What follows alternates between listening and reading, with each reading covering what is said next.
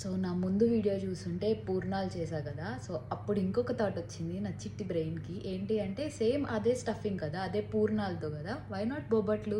So let's make bobbatlu. ఇంకా యుద్ధానికి సిద్ధం అవుతున్నట్టు మొత్తం ప్రిపరేషన్స్ అయితే స్టార్ట్ చేసేస్తున్నాను అనమాట. ముందు పూర్ణాల్లో ఆ స్టఫింగ్ కొంచెం మిగిలింది. అప్పుడు నా చిట్టి బ్రెయిన్కి ఒక థాట్ వచ్చిందనమాట. అదేంటి బొబ్బట్లలో కూడా ఇదే కదా స్టఫింగ్, ఎందుకు బొబ్బట్లు చేయొద్దు అని చెప్పేసి గబ్బా గబ్బా పిండి కలిపేసి అట్లా ఆ పిండిని 2 hours అట్లా నానబెట్టేసి ఇప్పుడు స్టార్ట్ చేస్తున్నాను అనమాట. దేవుణ్ణి తలుచుకుని స్టార్ట్ చేస్తే ఇంకా మంచిగా అవుతాయేమో అని ఒక చిన్న నమ్మకం అంతే.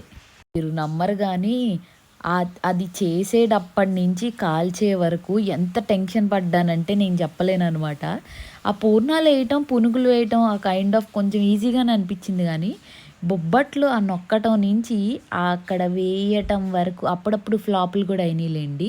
అవి అంటుకుపోవటం, కొంచెం కవర్ కాలిపోవడం, అది ప్లాస్టిక్ కవర్ కదా, నా దగ్గర బటర్ పేపర్స్ లేవు. ఇంకప్పటికప్పుడు అనుకున్నా కదా, ఇంకప్పుడప్పుడు వెళ్ళి ఏం తెచ్చుకుంటాంలే అని చెప్పేసి ఆ పేపర్లు ఉంటే ఆ జిప్ లాక్స్ ఇంకా వాటి మీద కానిచ్చేసాను.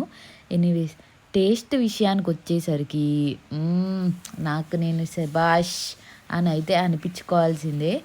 అంత బాగా వచ్చినాయి అనమాట. అసలు ఎక్స్పెక్ట్ చేయలే నాలో కూడా ఇంత మంచి వంటలక్క ఉందా అని. బొబ్బట్లకు వచ్చేసరికి అది నొక్కటమే కాదు, ఆ నొక్కిన దాన్ని ప్యాన్ మీద వేయటం కూడా పెద్ద టాస్కే. అది ఇక్కడే రియలైజ్ అయ్యా. ఊరికే అటు ఇటు వేస్తే రాదనమాట. షేప్స్ చూసి మాత్రం భయపడకండి ప్లీజ్. బాగుందా? బాగా వచ్చిందా?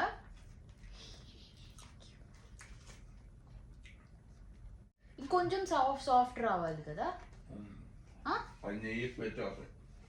నేను బాగుంది. సరే, టైమే అన్నీ నేర్పిస్తుంది అంటానికి నేనే బెస్ట్ ఎగ్జాంపుల్ అనమాట. టేస్ట్ అయితే వేరే లెవెల్ వచ్చింది.